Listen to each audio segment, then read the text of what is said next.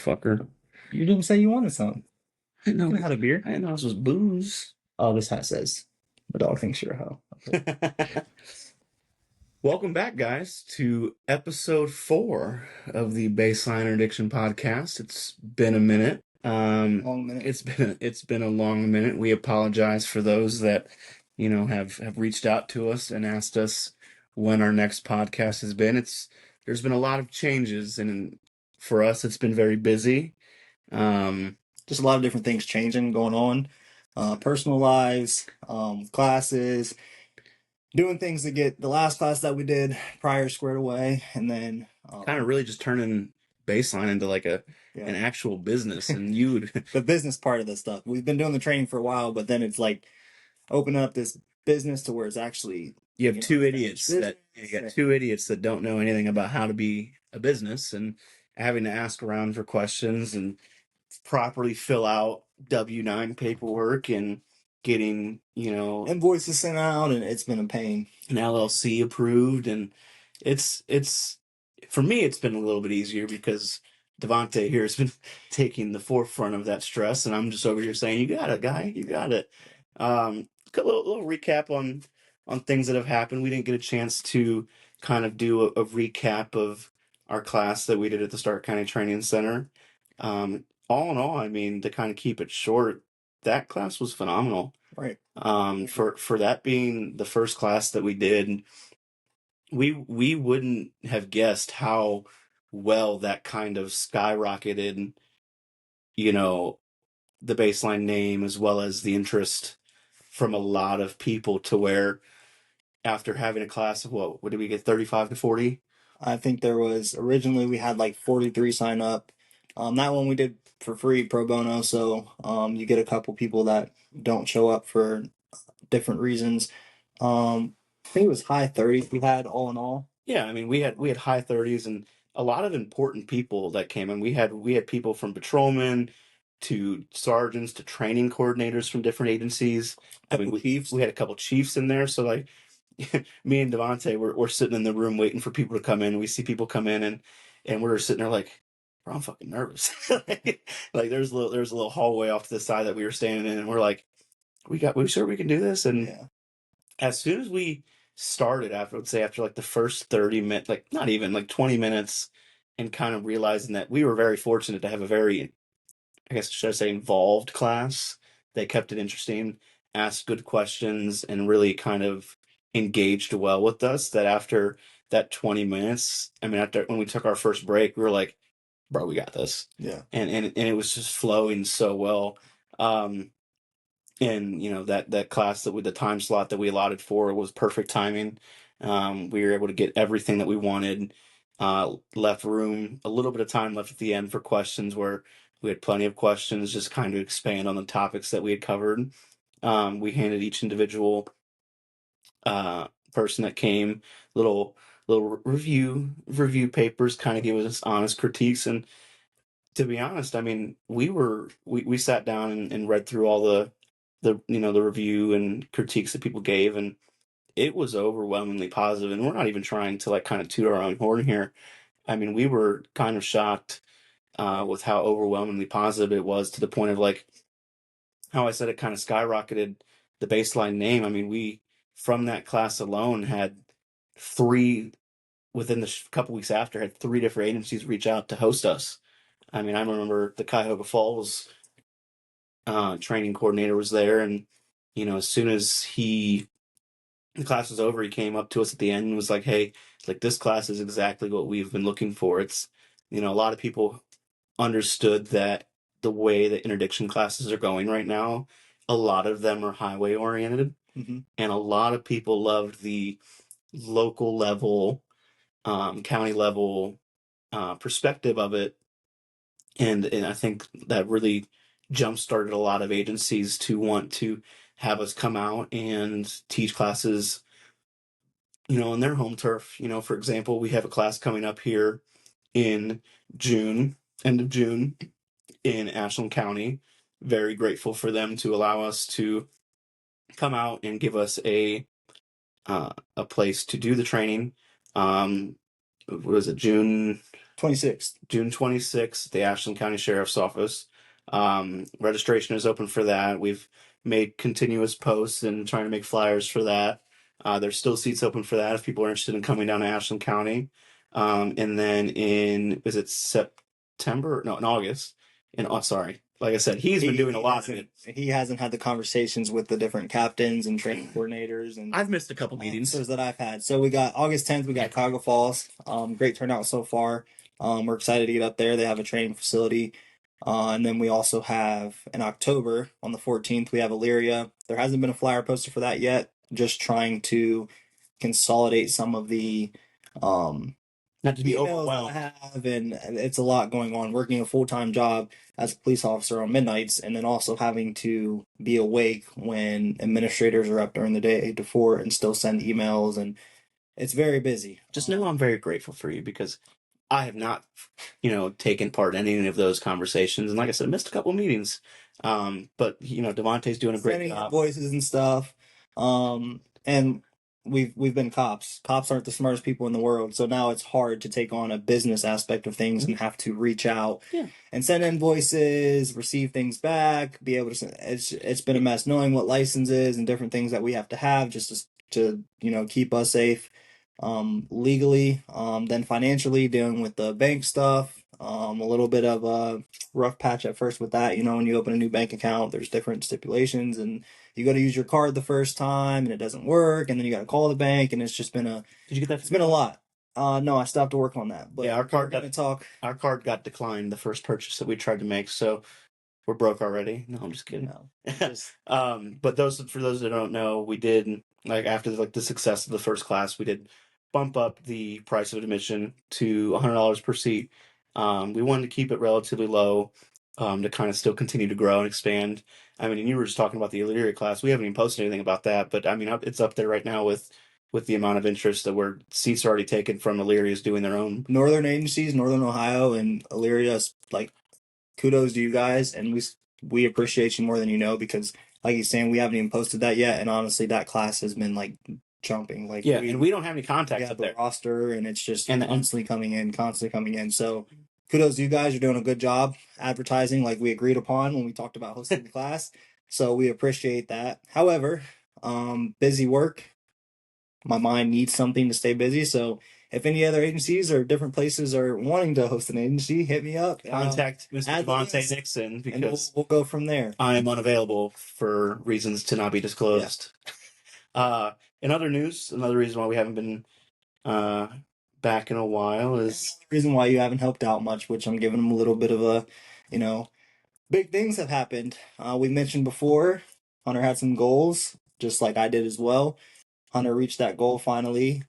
He is now a canine handler, not certified yet, still in school, still working on it, but things are going good. Dog's great. I actually went with him to select his dog. Dog's phenomenal. It's looking good. You guys ever heard your dog starts to look like their owner? And when you see the picture of him and his dog, are you saying my dog's fat? No, that's just it's kind of funny. But tell us a little bit about that. How's canine school going? It's good, man. It's a very humbling experience. I don't think I understood that. When you become a canine handler, it's basically starting over from scratch. It's becoming a brand new cop.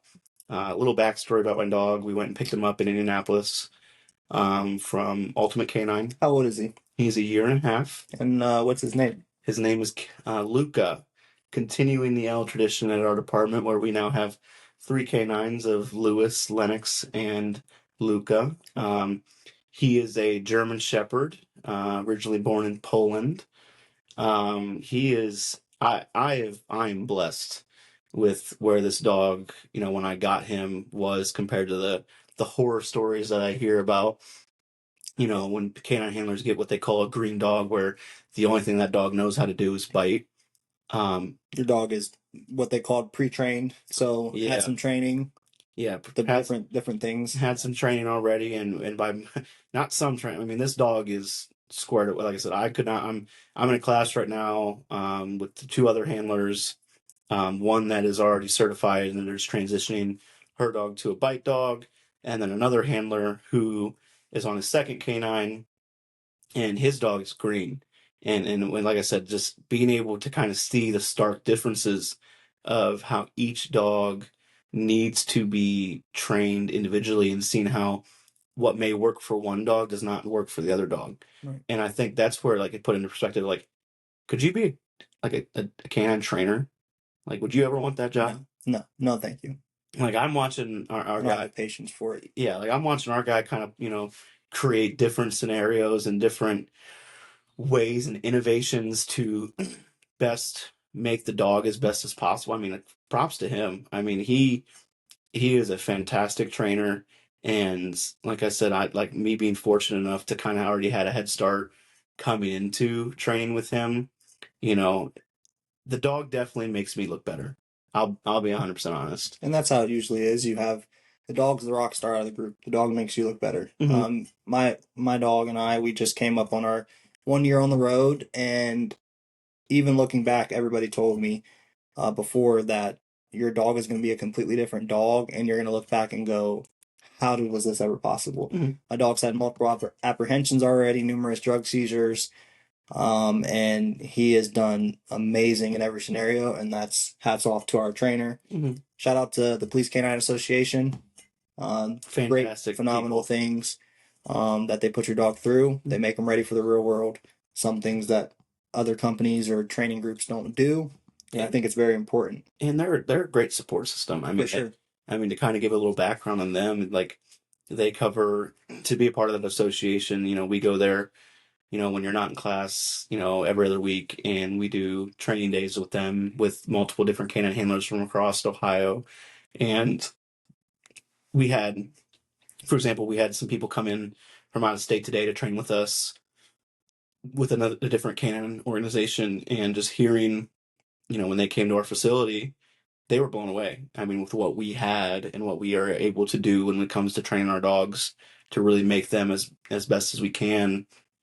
I could not be more grateful for them. I mean, especially with them filling in the blanks of what departments don't necessarily pay for. I mean, luckily for me and you, we come from a very, like we've talked about this before, our agency is very supportive and very helpful when it comes to our canine program. But I mean, a lot of things that I've gotten throughout this process have been given to me by the Canine Association, which, for those that I'm sure everyone that listens to this podcast knows, any item in law enforcement, from a plastic baggie to a firearm or medical supplies, is really expensive Yes. for no reason.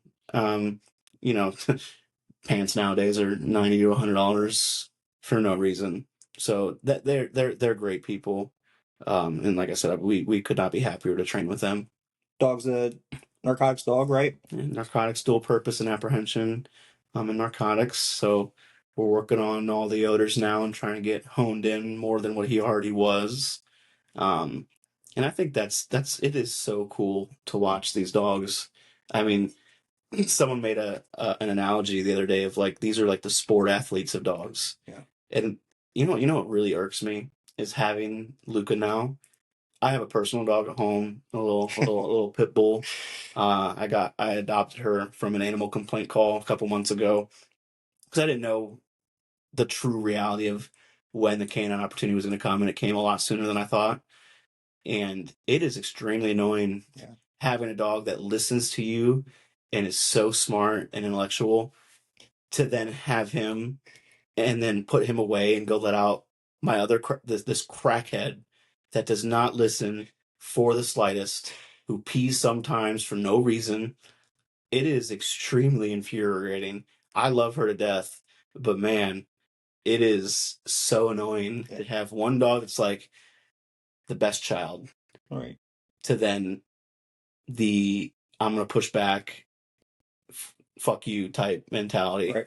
Right. So Speaking of that, what do you think has been the hardest thing to overcome, or like what's been the most challenging thing for you, whether it be you or the dog during your canine school time, like the time that you've been in school? I think it's a couple things, really. I think I underestimated the amount of skill that comes with how to handle a leash, how to handle a dog leash. You would think that's relatively easy, but these dogs are moving at such a fast pace that, like, you have to be on it. Yeah. just the slightest tug in the wrong direction or messing up the flow of how the dog works can fuck them up. Um, and there's different leash types for different things. There's understanding when to be up close to the dog, understanding when to give them space. That has been by far the biggest thing that I've had to kind of understand and learn is leash work. And another thing too is really learning how my dog works comparatively to other ones, like, and being able to pick up on the slightest change of behaviors. I mean, you've been doing this now, what, over a year now with your dog? Yep, just I over mean, here. how would you describe how you understand how your dog's behavior changes are? I mean, he's a lot more bigger ball of fire than my dog is. My dog's a much more methodical, I wouldn't say slow paced, but methodical thinker, and your dog is go Well, go the go go the go. biggest thing, and I think something that I misinterpreted is, and I never really thought about it until somebody said it to me at training, whether it be my trainer, or it was another guy in a group or whatever, somewhere along the line, somebody said it. But people forget, us as police officers, even if you're not a handler, just cops in general, and then also people in the public forget that these dogs are living things. So they have days that where they have bad days, they have good days, Mhm. they have days where they decide, you know what, I don't feel like working today. I have a lot of those days, but uh, they're gonna go out and get the job done, but it might not always be the same or to the same level each time. So you have to still be able to pick up on those behaviors, or the change of behavior when your dog's working, and the dogs feed off of you. So people joke all the time and they say Hunter and I are very emotional. The dogs feed off of how you're feeling or how you're acting that day. So if I'm just pissed off to the world, like, your dog knows that, right? Mhm. He's in the back of the car and he's like, "Oh my gosh, like, what's wrong with Dad today?" Like, uh, but you have to be able to control your emotions because they can pick up on that, and that could truly just trigger their behavior as well. So, just I had to learn how to even be calm when I was upset or something wasn't going my way. It's very hard for you. Not necessarily. Uh, but I'd say that's the biggest thing. And then, like you said, that they work so fast. So the hardest thing is to just keep up with them. And you literally can't look at anything else but your dog because you're looking for those change Mhm. of behaviors. And Yeah, and like I you have to said, be the like, one to say what the change of behavior is. yeah, you gotta be able to articulate. And then we go Right. back and we preach in our class articulation, articulation, articulation, and you have to have an understanding of how your dog works, and be able to describe and articulate that in an effective way. So I think, like I said, those two things have been the most challenging. I think recently one of the things that has been not really challenging, but like a new, different thing that I have to get used to is, isolating, when we make traffic stops on vehicles, I'm noticing that there's a challenge, or your dog has to get used to going from a hard surface to grass if a car is parked off on the side of the road and there's grass, and then they have to move from the grass to then go back to the road, and making sure the dog stays on task with staying focused on the vehicle rather than, oh, we're in the grass now, it's tracking time. So that's something new too. But like I said, he's doing phenomenal.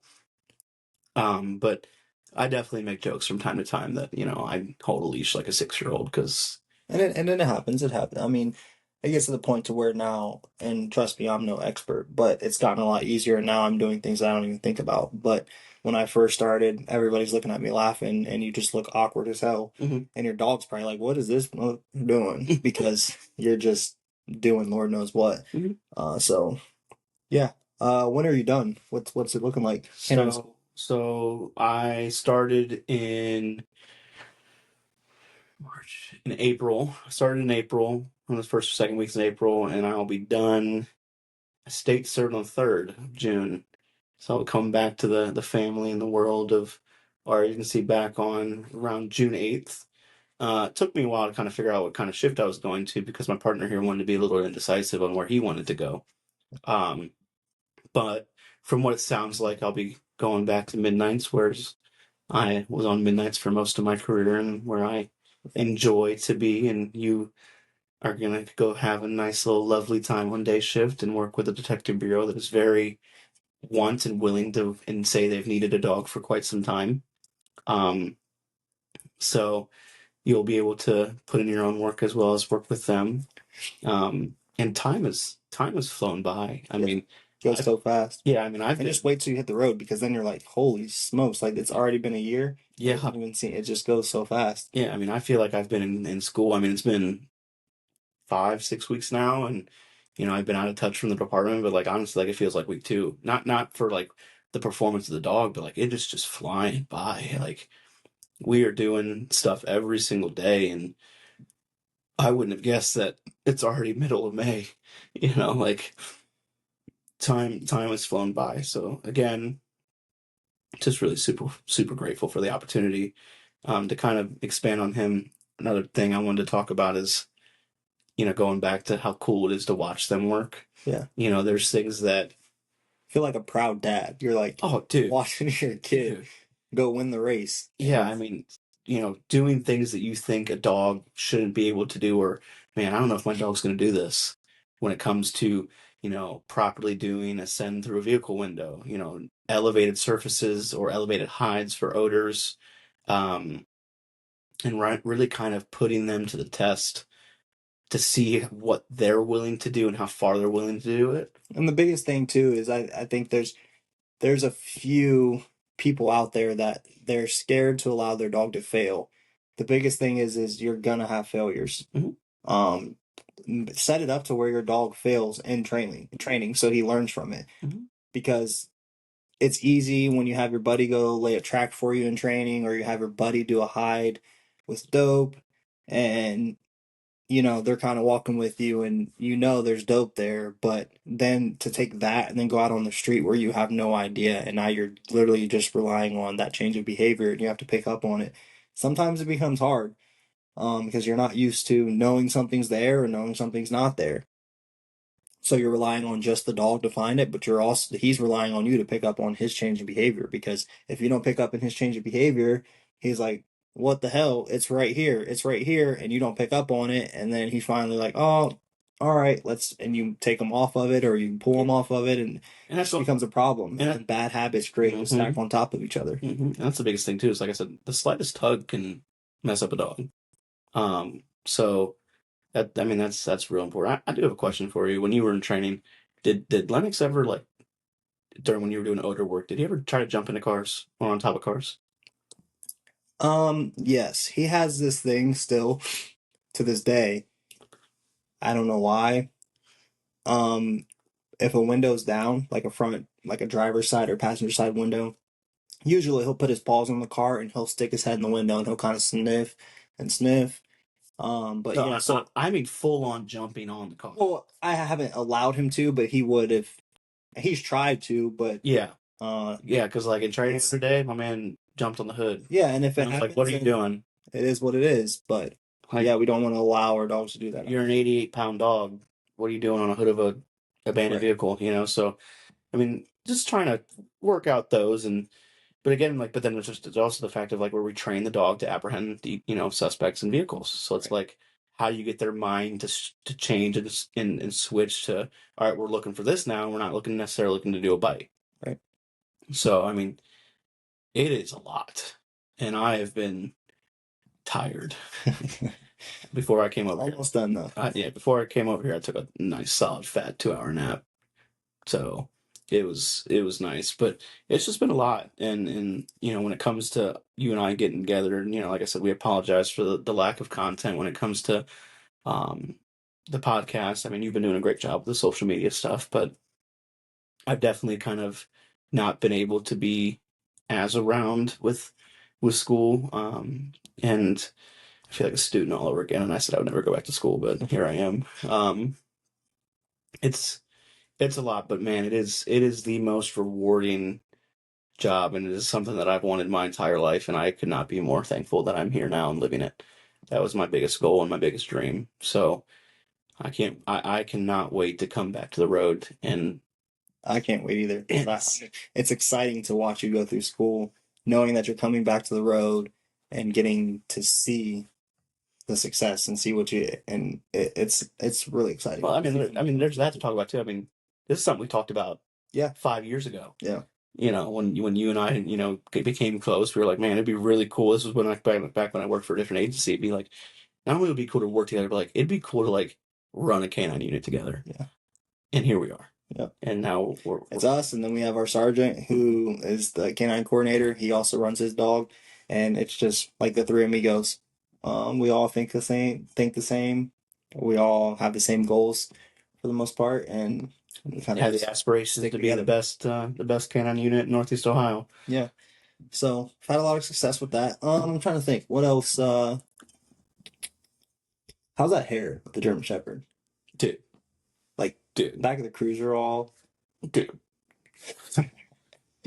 I thought my allergies were bad. They're miserable. I mean, I'm just driving down the street, and the slightest crack a window, it's like a bomb went off of dog hair. Yeah. Like, it's flying in my nose. I choked on it in my mouth the other day because, like, a hairball went in my mouth. And, like, I brush this dude every day.